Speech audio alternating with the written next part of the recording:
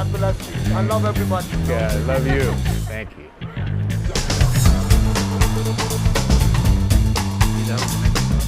Beautiful.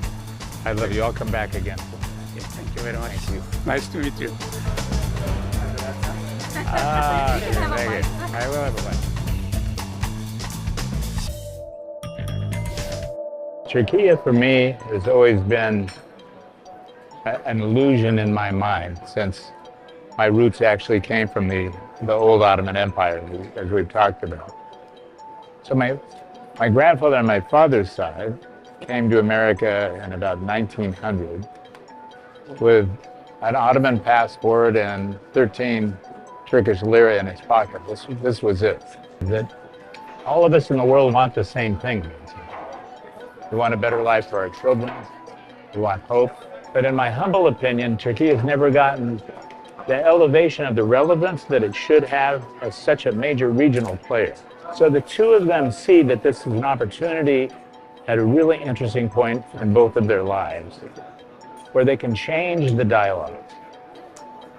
And the dialogue in the Middle East takes leadership, takes strong leadership. To me, Izmir is the example of how you blend all of these communities, where you had Jews living side by side with Muslims, living side by side with Christians.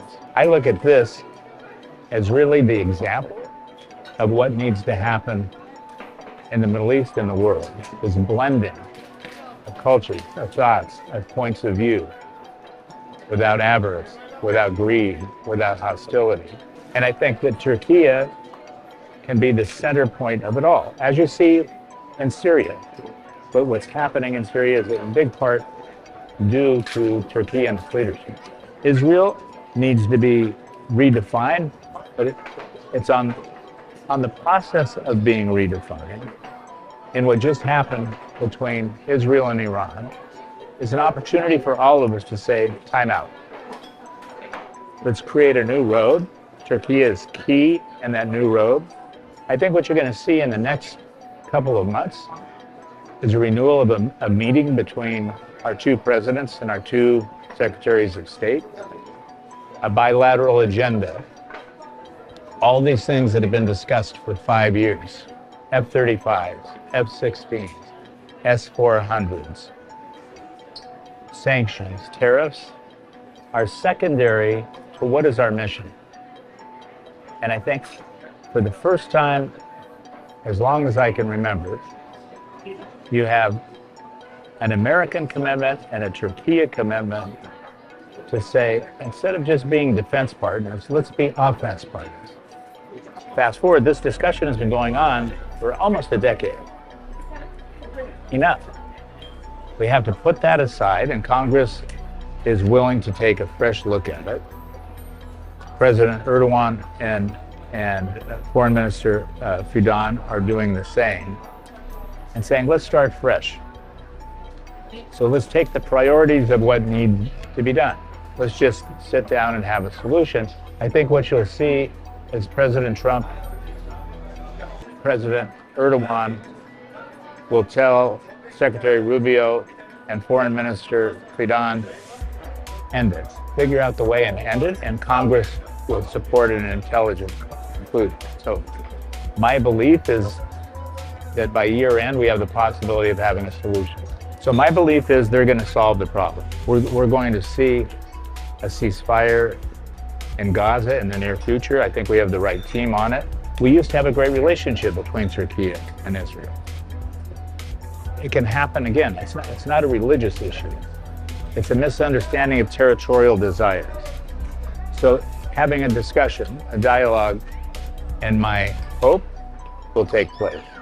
With Syria and Israel, the same thing. With Lebanon and Israel, the same thing. So I think the Middle East is ready to have a new dialogue. We have great leadership on both sides. The people are tired of the same old story. And I think you'll see, in baby steps, everybody starting to move back towards the Abraham Accords, especially as the Gaza situation dissipates. That's the big issue. President al-Shara has indicated that he doesn't hate Israel. There's not a religious resentment to Israel, and that he wants peace on that border. I think that will also happen with Lebanon. It's a necessity to have an agreement with Israel. It was President Erdogan who really, in a mind-boggling way, helped the al-Shara regime take place.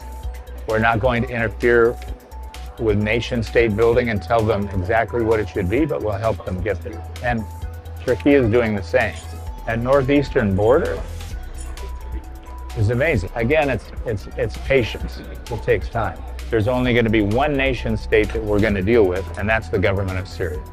SDF, which had a component of what we call PKK, the YPG, fought by the side of the Americans in their mission and against ISIS. So the SDF has to integrate both militarily and politically into the new Syria. By the way, as do the Alawites, as do the Druze, as do the other communities who are seeking representation.